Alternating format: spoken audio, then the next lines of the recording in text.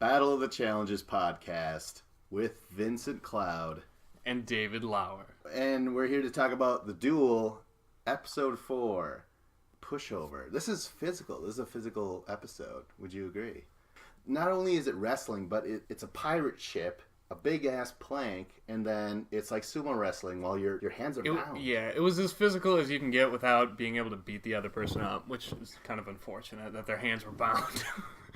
Oh, so to you it's kind of a little bit watered-down version of the previous episode where it was all brutal on wheels skating and shit. Mm-hmm. Yeah, or like when they're wrestling over like the metal pipe and they're really laying elbows and wrestling around on the ground. So how did this episode start? How did it start, you asked? Wes was lying on a pool table and Evan did a trick shot over him. But that whole point was just showing how all the guys are cool with each other. They're hanging out. Exactly. Being bros. Yeah. Yeah, it was a playful opening because all the guys are getting along.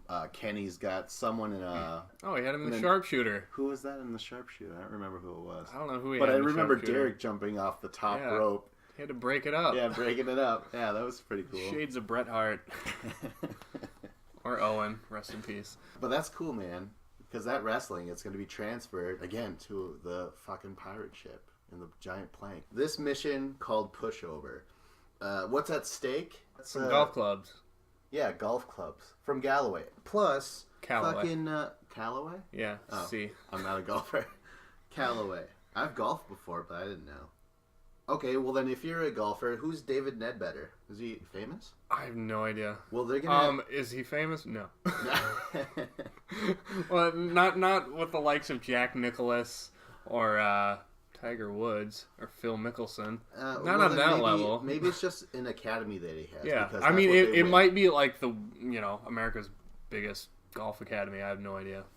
So that's a pretty sweet prize for whatever woman wins this. It's a man's duel day, which means the women, they're just fighting for a prize. And it's for golf clubs. How do you feel about this? Do you feel that women are golfers in this day and age? There's one big issue. It's fine if the women are going to win golf clubs. However, they do make women's golf clubs and men's golf clubs, and Beth won a pair of men's golf clubs. Spoiler alert. Oh. Do you want to edit that out? But I feel like the people listening to this already watched the episode. There's no spoiler. Is she tall? I know she's like. I think she's got some muscles on her. I don't. Maybe she is. I'm not really sure. She won the thing, and she won him by really no contest. No one really put up much of a fight against her. Yeah, I know. It was sad. All those chicks hate her so much, and they can't do shit against her. What the fuck? That's another theme that'll be going throughout. You know, it's the contrast from the opening where all the guys are getting along, you know, like, yeah, knucklehead and shit like that. And while the women are just like, it's drama. The Drama Mafia, as Beth coins it later. She's like, these people are the Drama Mafia, so I'm going to have to become a witch. I don't want to do it, but I'm going to have to. It was awesome. This was another Beth-heavy episode. It seems like every episode they just keep building her up to be this awesome villain, and like it's not just the producers building her up, but she's doing it herself, and she's embracing it wholeheartedly. And if she has the opportunity to call someone out on being a little snooty, she totally does, the way she did with Jody. Yeah. David Nedbetter Academy. Not only do you get these clubs, but you also get a free lesson or something. They actually let you on the grounds. They're like, come one, come all, black, Jewish, it doesn't matter. If you win this mission, you get to show up. So how are they going to decide this, however? They're going to have to randomly draw these colors. Guys versus guys, girls versus girls. So it's really just up to luck. Girls are going first. Put that cell phone down, Dave. Beth won some gloves. Or clubs. Gloves? Stop clubs. Spoiling everything. It's not a spoiler. Everyone already knows the outcome. I want to build tension, like a constant turning of the tension in the that's what I'm trying to do. Otherwise I'm just like, okay, well, Casey versus Jody. Jody won. Oh, that wasn't that bad actually. All right, next. Keena versus Robin. Robin wins. Well, first of all, do you know now, like when I say Casey versus Jody, do you picture them in your head? Yeah. Now? Casey, you know cute little blonde. Jody, brown hair, big lips. Not like obscenely big lips, but like plump big lips. lips. As in plump. So now that you know, kind of familiar with these people, you knew that Big Lips was going to beat Little Casey. So there was no surprise that Jody won. No. Okay. So now is Keena versus Robin. Robin pushes her over. Keena basically said, sucks being little sometimes. So she's like a tinier girl. That's about as much as she contributed that time. Next is Anissa versus Svetlana. And Anissa was talking shit about how, I'm probably the biggest girl here, so I'm totally going to dominate. I mean, she didn't say that, but she seemed very confident in herself. Yeah? And Svetlana kind of just, whoop. So you weren't surprised that Svetlana beat Anissa? Or I was surprised. Anissa was very confident in herself, and I thought she should have been, but you can't be talking that much trash if you can't back it up. Yeah, that's true. Yeah, she just won a duel the other day. She beat Paula in that wrestling thing, so she's probably feeling like the shit, Yeah, but that was against Paula. She should have beat Paula a lot faster than she did. Yeah. Let's not retread. It's called a callback. Okay. The listeners appreciate callbacks. Are we trying to be the Arrested Development of podcasting? Remember when Vince said this and Dave said that? Okay. So Svetlana wins, right? Nissa's gets pushed into the water. But afterwards, Svetlana's like, you know what? I actually tried to jump off. After a while, I was like, there's no way I'm going to win. She was like, I'm going to try and jump off. And Anissa got in the way and got knocked out. Is that what happened? Yeah. Whoa. It was a quick little thing. But yeah, that's funny, I think. All right, next is Diem and Beth.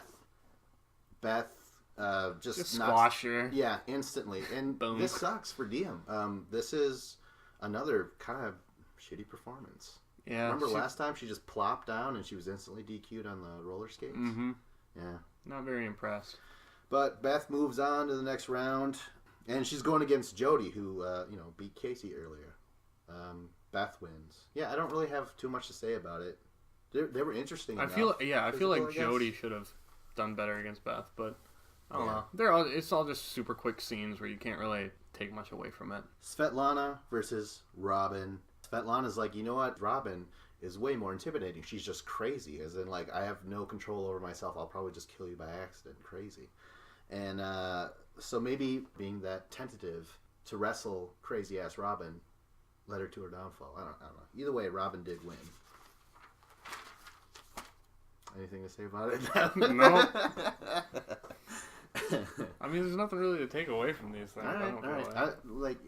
I was thinking about this earlier where I'm like, I should just randomly just ask you how you feel about this stuff. And when I do, you're like, no. I'm like, okay, cool. Well, I mean, I feel like you can probably recite them and you don't necessarily have to stop. Whenever you want to jump in, just do that. Yeah, but the thing is that with almost every episode, like not just this one, but in the majority of them where it's just like one-on-one things in a row, there's not a whole lot to take away other than maybe like two of them where there's something like, oh, shit. Yeah, they really have to stand out. Because there's really only like two matchups where you can say something about them. That's true. Next, we have the guys going now. Evan versus Nehemiah. It's an instant win. Yeah, Evan just freaking bulldozed him right over. I thought Nehemiah would be able to do something. I don't know. I expected something out of it, but just not him just, boom, right in the water. Nehemiah did say, if I'm going into the duel tonight, at least I took it easy on this. So like he didn't expend a lot of energy and wear himself out? Yeah. As if you could? Really? Like, oh gosh, I can't climb a rope because I had to push for another 10 seconds against Evan. Brad versus Kenny. This was kind of funny. This was where Brad basically does the Matador thing to Kenny. Kenny just tries to knock Brad over, and he does the Matador. Spins out of the way. Kenny and just takes his momentum right in. Cool. Yeah. It's a good strategy. That was brains versus really just brawn. Yeah. Poor Kenny. He's really getting blown up on this episode as being like, oh, stupid fucker. Well, it's not that harsh, but everyone's being really nice. They're like, oh, Kenny, he's not the brightest crayon on the box. Kenny, don't eat that crayon. Kenny, no, Kenny, now. No, the green one, no. You need the green crayon. Next, we have Wes versus Big Easy.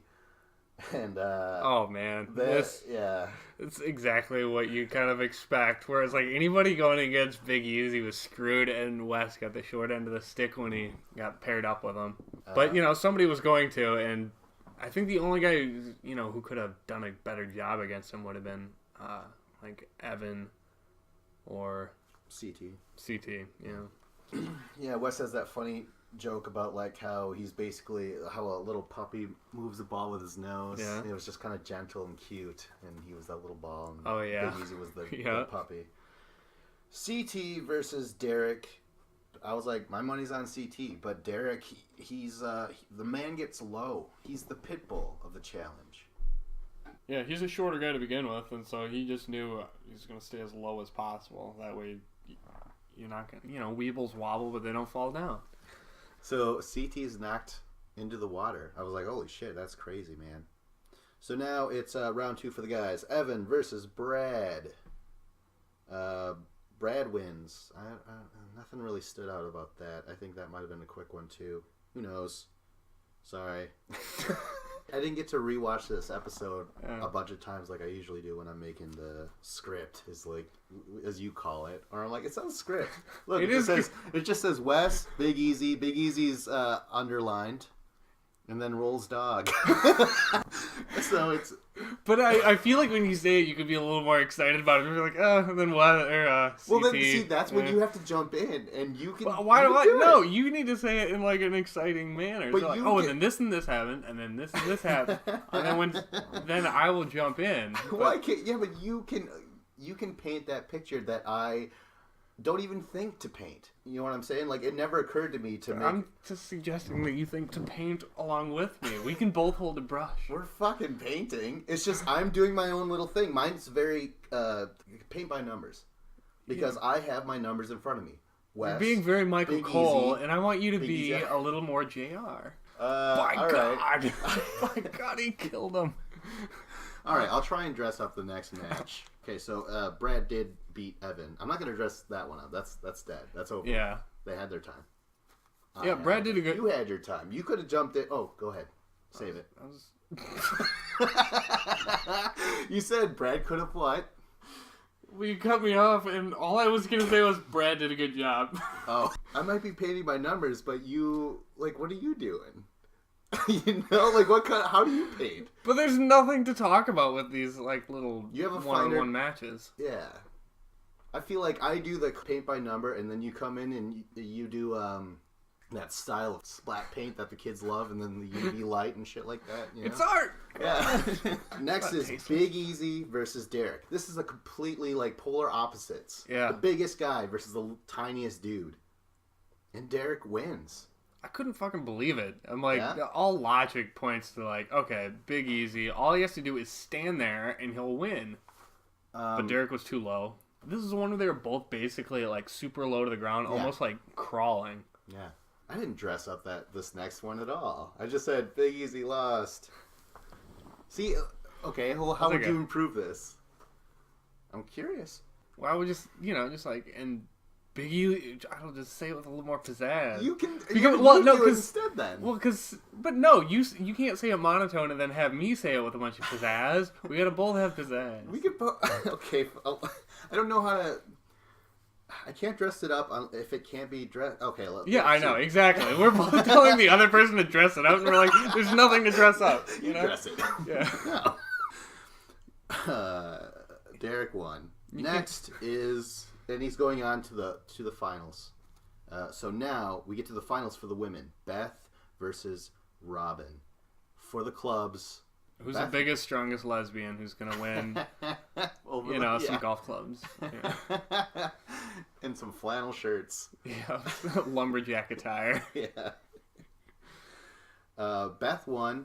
Yep, she's the biggest and brawniest of all the ladies. Not only physically, but also like mentally. She pushes all these chicks around and is able to manipulate them.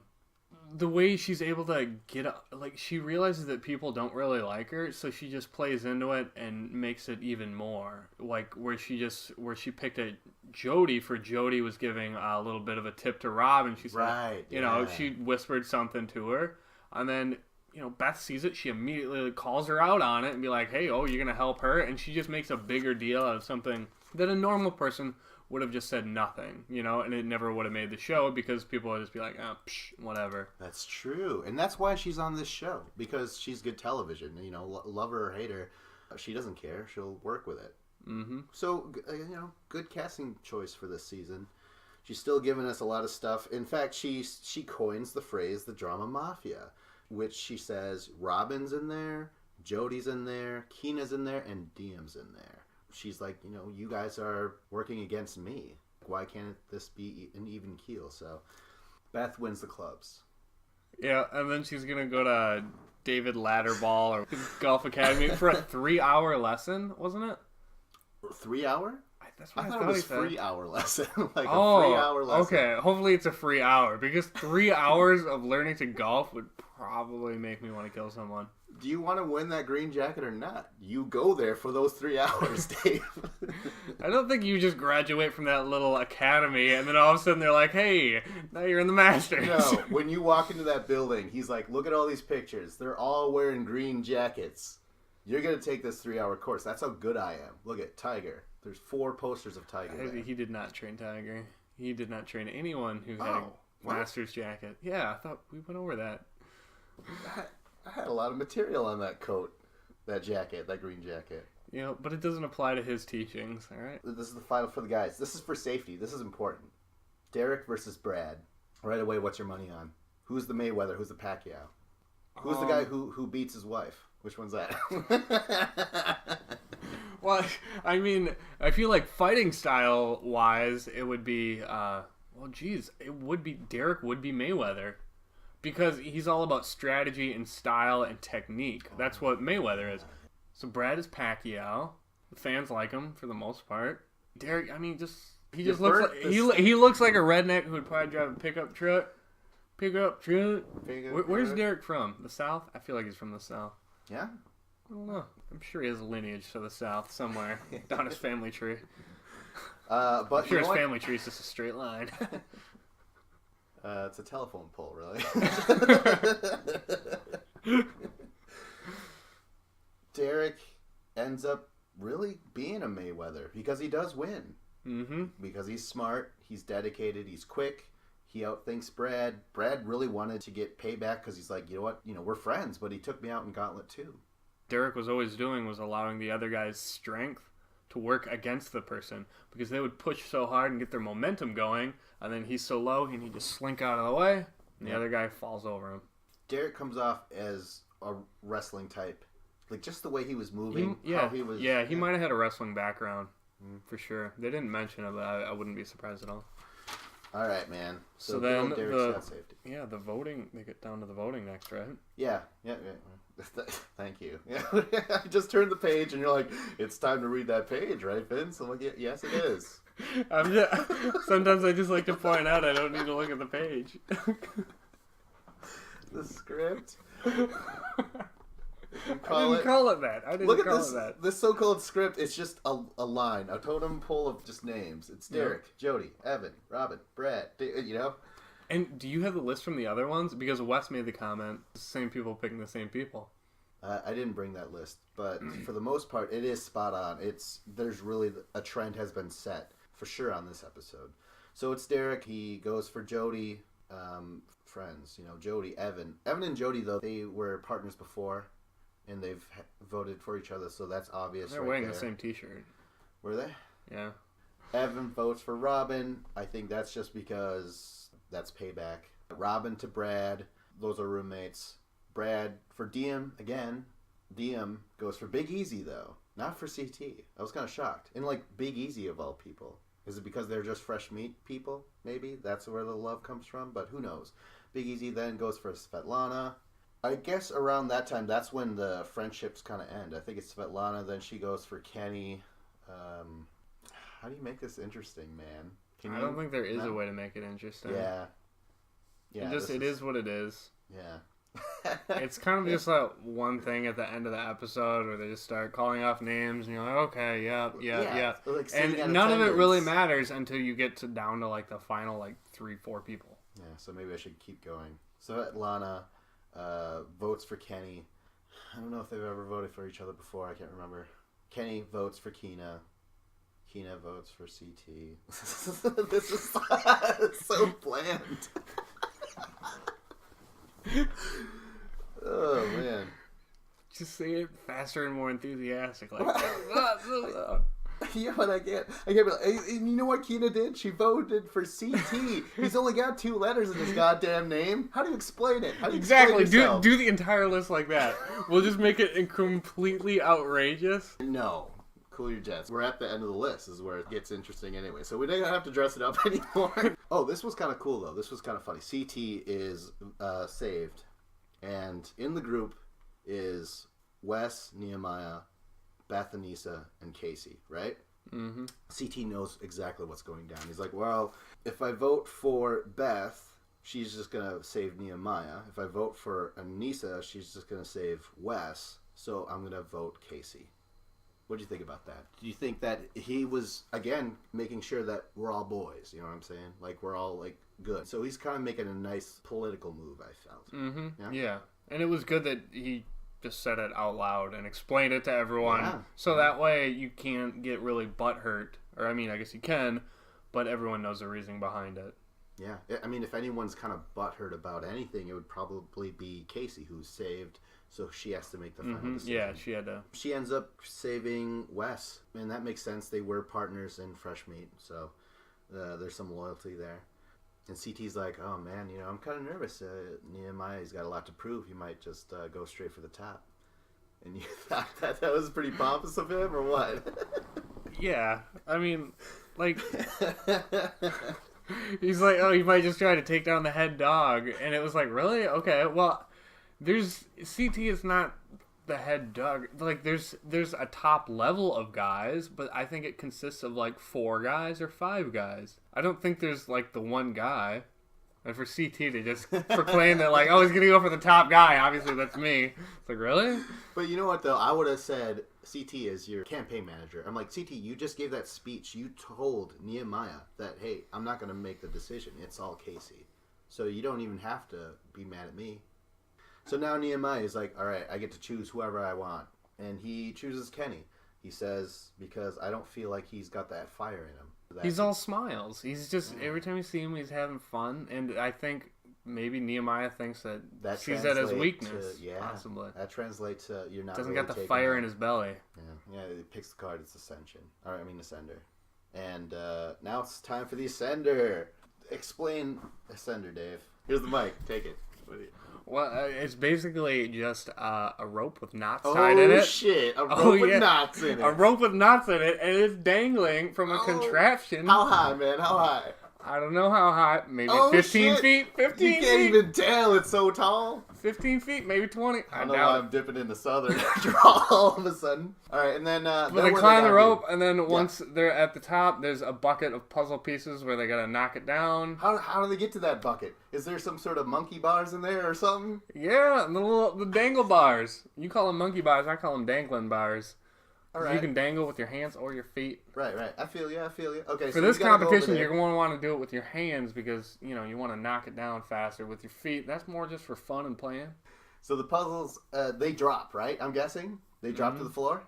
To the ground. Those guys, do they just drop or do they have to climb through the bars again and climb down the rope again? What do they got to do, Dave? Well, they had the puzzle pieces. They threw them on the ground. Then, you know, they go over like the 3 rows of monkey bars or whatever, 3 little things, and then they climb back down. Okay, so if you want to win, if you want to stay in this game and win a Seiko watch, you're going to have to do this really quick. It's going to come down to the puzzle. Casey is talking about Kenny's like, oh my God, he's not the brightest crayon in the box. We already talked about this. Mm-hmm. And just watching him climb the rope, like Nehemiah he looked a lot more aggressive, like a lot faster, and Kenny just seemed to, Yeah. His body was kind of slow, that Kenny guy, and his mind was even slower. He got to the puzzle. Nehemiah got it, and TJ actually said, he's like, congratulations, you win, and I believe that was some sort of record. I was like, oh, really? Wow. Yeah, I had no idea. Nehemiah wins. Beth is celebrating. She's got her Nehemiah jersey in hand. Yeah, she's got the t-shirt with his name on it, and she's all excited, and she's like looking around for other people who are excited, and they're all just like, nah, whatever. And she's like, oh, I guess I'm the only one cheering him. Let me just put this away. Oh, okay. So now, what's his name? He's gone. Who's gone? Kenny. Any last impressions of him at all? I mentioned to you that he later on becomes Mr. Beautiful. Like, he's one of the most iconic challengers of a big section of seasons. Because for one thing, the guy never leaves. He goes on every single challenge. I think he did like 7 in a row or some shit. Like, really? Crazy. Yeah. I don't feel like he's any good, though. Like, I feel like he's a likable guy and has a nice smile, but beyond that... It's the alliance, bro. Once he gets that alliance, he's unstoppable. Yeah. And I feel like guys like Kenny really establish the idea of just doing every challenge. A lot of times, people go on a challenge, they win or they lose, and they dip out. They come back maybe once or twice. This guy, he just does them over and over again. But that's not up to the competitor. That's up to the producers for letting the people back in the show, right? I mean, there's going to be certain circumstances where a person doesn't try to go back. But I feel like a lot of times they'd probably try and get turned down. Yeah? I would think. But I mean, it's a completely case by case, year by year, situation by situation. It'd be like impossible to break it all down. Yeah, and to be honest with you, like it's not like we have amazing casts after this duel. Like to me, the challenge kind of gets kind of boring. Not boring. I don't know. It definitely changes immediately after this season, where it kind of gets dark. It kind of gets predictable because that's when Kenny, Evan, and Johnny are in power. And Derek. I forgot to mention. Derek's part of that alliance. He's always... Really? Yeah. Oh, people always... I just like him already. Alright, so at the very end of the episode, it was kind of interesting. I like this. Beth is in her bedroom. And all these episodes end with Beth's bedroom, I've noticed. It's like a trope right now. It's where all the excitement happens. Yeah. And not even for like dirty, slutty reasons. Well, I mean, sometimes. But not all the time. There was a little bit something else we forgot to mention at the beginning of the episode. Yeah, the little dry humping on the bed. Nehemiah being drawn to her like a moth to a flame. Dry humping her. Yeah. Yeah, it's a little awkward. Yeah, CT was talking about like, oh, you look a little looser today. Looser. That's what he said. And eventually he's like, you know, those kinks in your back. Tenderize that meat. You know what I'm saying? Nehemiah, what'd you do? Fucking rubber. You rubber down. Like, he just kept on going. I'm not making this up. That's how CT was the entire morning. Nehemiah? It was great because they're like, Beth and Nehemiah are just kind of like smiling and blushing and like, oh god. You beat it up a little bit, Took out your nightstick, Nehemiah? Oh god, I think you crossed the line with that one. Bite the curb. Bite the curb? What? So, anyways, Beth is now talking to Anissa. They're talking, and they're talking about the Drama Mafia, the Keena, Robin, Diem, and Jody. Beth is like, you know what? I confronted Jody about it, and Jody's like, no, we're not doing that. And Jody goes back to those same girls, and Keena's like, what is she blackmailing us? Like, Beth basically says, stop trying to vote me out. Otherwise, I'll do the same thing. Like, why can't we just play an honest-to-God game here? And Jody's trying to say, I have no idea what you're talking about. You're a lunatic. You're old. You're 40. Her age is brought up quite a bit in this episode. Is she actually 40? No, I think she's like mid-30s, I want to say. I could be wrong, though. Yeah. Maybe she's 30. And I don't think it's a big deal that she was older, but I think what doesn't get said on screen is that all the girls who are pissed off about the drama that Beth starts, they're like, what the fuck? She's older. She should be more mature. She shouldn't be playing into this shit the way she is. But that's not Beth. Beth is who she is, and she doesn't give a shit if she's older. She's not more mature. She's not above being snide or cruel or embellishing these freaking like stupid little things and making a huge thing out of them. So are you siding with the Drama Mafia? Or are you going to side with Beth, and she's going to assemble her own fucking group? Yeah. Anissa, it was basically, and Wes. Basically like Degeneration X, and Beth is like China, and then Wes is going to be Triple H, perhaps. All right. Triple W. Yeah. www.ginger.com. Well, I'm totally siding with Beth's thing because this is all about winning the challenge. Now, the Drama Mafia, they're just there to play the game, and they're like, what the fuck is this crazy bitch doing over there? We don't like her, so they're together. And then Beth is like, all right, I'm just going to architect my own group to take you guys down. She's working the game so well that I'm rooting for her, and I honestly haven't seen so far in the physical type challenges, like Beth won and dominated today. And she did very well, or I think she would have done well in the roller derby, other than the fact that she decided to duck out on her own. Yep. She's been so dominant in those challenges. I don't feel like even if those Drama Mafia girls wanted to get rid of her, I don't know that they could in the challenges. And now if Beth has people on her side, I think she's playing the game very well, and she's going to go deep into this season. She did say that she's like, you know what? I'm not trying. Like, that was one of the best parts. She's like, I have no choice but to become like the evil Beth. Like, you girls are pushing me into a corner right now. I don't want to do this, but I will. Yeah. It's like, all horseshit. You think so? I think so. Because she's saying, you know what? All we're doing is mirroring you, Drama Mafia. You guys have 4 people working in cahoots against certain people. That's not right. So I'm going to do the same thing. We're just going on the defensive here. You have a nuke? Well, we got to build a nuke too. You know what I mean? Mm-hmm. Or do you think this is all the part of Drama Mafia? plan? They might be friends, so-called friends, like the 4 of them, but they wouldn't be targeting Beth unless Beth did something to, get their gaze on her. And Beth has done enough annoying shit where she's gotten girls against her. That's her own doing. Oh, excuse me. So they could have been an alliance to Drama Mafia and, just pay attention to someone else and gone after other people. But Beth is kind of... She stands out. It. Yeah. And it doesn't help that you laugh wickedly like the Wicked Witch of the West. Mm-hmm. The WWW. That was the last fucking shot of Beth. Beth is the star so far. She's had the last scene all 4 episodes, it seems. I know. Yeah. It's going to be crazy if she ever, or if or when she gets taken down. Yeah. I look forward to it. God, I hope it's a messy demise if it is. So now Beth, she has her alliance. Partly it's because it's mostly the outsiders. Nehemiah, he's a rookie. Wes, he's kind of a rookie himself, but he's like, you know what? My muscles can only bring me so far into this game. Because he knows that the politics of the game, that he needs to have people on his side. Yeah, it's constantly days of social interaction. It's all politics. And I gotta say, like, this is probably the opposite of what he did last season, our fresh meat. Like, he just got everyone pissed off at him. And he was always getting pushed in eliminations with Casey and stuff. So this time he's actually like, hey, let's shake some hands with people. I got my boy Nehemiah, Anissa, who's had my back now for no reason, but she got a big ass, and we got Beth, big mouth and big tits apparently. I don't know, boobs are out this time. That's why Nehemiah was like literally just on top of her. It was like, So who's in Beth's alliance? It's her, Anissa, Nehemiah, and Wes? Yep. It's a fearsome foursome? Yeah. Okay.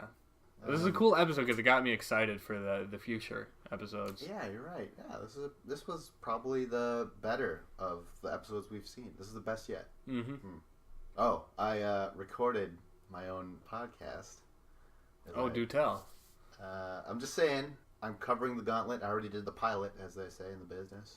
In the business. In the business. Make sure to tune into that as well as you're listening to these. The gauntlet ones are going to be able to come out probably every other day. Well, these ones will probably come out weekly or bi-weekly, as it seems. Dave, what's going on with you? Come on.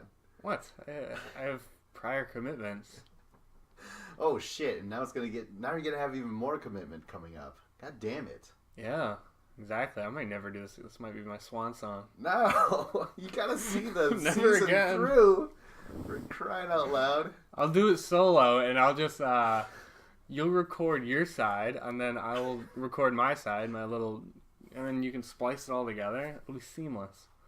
You don't think we'll be able to tell when you're talking about something completely different? Anything like that? I will just record a bunch of Dave-isms that you can just plop into the podcast. You can record it and be like, Dave, what do you think? And I'll be like, whoa, that was crazy. And feel free to record with some Vince-isms, which are fucking, I don't know, 15 minutes long. So. They're huge sound bites, I'll tell you that much. You said it, not me. You said it. If you like what you're hearing and you want to continue on, make sure to subscribe, like it, because that's a personal message that, hey, we're on the right track. You know, way to go, boys. It's like a little pat on the back. Comment if you disagree. If you want to get into a comment war. You know, you can comment if you do agree.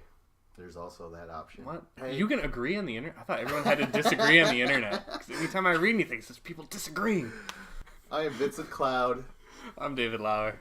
Googling David Ledbetter, and he's quite the famous dude. And he has instructed some very Highly successful, reputable very golfers. Michelle Wee, Nick course. Price, Never heard of him. Nick Faldo. He's won 6 major championships, and he's come out with like a shit ton of books. It looks like.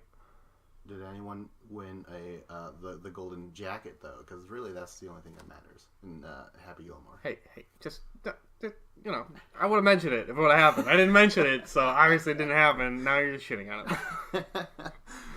Well, that's a real thing, right? You get to win a golden jacket. Well, you get the green jacket for the Masters. Green? Yeah, it's not golden. That's a green jacket. Huh? Is that cool? Like, did Tiger Woods win a green jacket? A long time ago. Nice. Yeah, whoa. That's cool. So, like, there's only a handful of people who wear that coat, or I'm guessing they give out a coat every year. Yeah, they do it every year. There's let's see, what year did Tiger win it? Better yet, what year did he cheat? 97. Yeah. Or no. Well, that's when he won the jacket, not when he cheated on his wife. No. Well, he cheated on his wife every year, I'm sure. It wasn't just 1 year. He was like, he won the Masters in 97, 2001, 2002, and 2005. Whoa. And you get a jacket for the Masters. That's so crazy. He's got 4 jackets. Oh, shit. That's awesome. I bet if you open up his closet, he looks like a goddamn superhero or a cartoon. It's just like a bunch of green jackets. I wonder what I wear today. Well, you think he ever just, like, wears it around the house or something? Fuck, I would. You know, you get out of your jacuzzi or hot tub and you just put on the Masters jacket. You got 4 of them. You can have 2 of them can be relegated to mistreatment, you know, of getting it wet. It's okay. You're not going to dry clean it necessarily. Yeah. You know, you'll have one where you'll put it in a case. That'll be mint condition for always. Probably your first one. Yeah. But then by the time you got jacket number 4, you're not going to be, you know, you already got 4. You're going to be like when rich people burn dollar bills to light up their cigars. Exactly. Is just going to be mistreating this other jacket. Mm-hmm. It's like if you have 4 Lamborghinis, you're going to take a little more chances when you're going around those hairpin turns. Oh, I just wrecked my $200,000 car. So whenever Tiger Woods is doing something bad, like driving recklessly into the night or cheating on his girlfriend, he's wearing one of these jackets where he's like, this is what I get reckless in. This is my reckless green jacket. It should be his party jacket. You should be getting drunk in the town in his Masters jacket. My only qualm with the whole thing is that the jacket doesn't really look that cool. You'd think that they want to build it, put a hoodie on it or something, make it look more fresh. Make the kids want to. No, but it's golfing. Golfing is the dorkiest attire ever. You know, look at the socks and the hats and the penny loafers. I don't even know what penny loafers are. Are those are pants that are like go down just below the knees, but then they're kind of puffy. And you get the long socks that come up. Oh man, it's also dorky. The jacket is actually probably the coolest thing that golfers wear. Yeah. All right. So there's no need to try and make it hip by. No, you don't want to blingify it in any way. Well, I'm just saying, like, you know, in the world of wrestling, the World Wrestling Federation, remember they made the belt spin? Oh, the spinner. Oh, bling. Gosh, that was so awful. That's what they got to do with the jacket. They got to make it a cool. Spinning emblem on the back. No, it doesn't have to spin. I'm just saying, like, something has at least Tiger's, because he's black, so he's going to want that, right? Yes. That's his reckless and driving in the night jacket. That's what they did with John Cena wins the title, and then they're like, oh, he's a gangster rapper. He's going to have it be a spinner. That makes sense. Meanwhile, Tiger Woods is probably the whitest black man in the world of sports, and they're like, "No, we pimped it out." Tiger's like, "I'm not that kind of black guy." I don't know.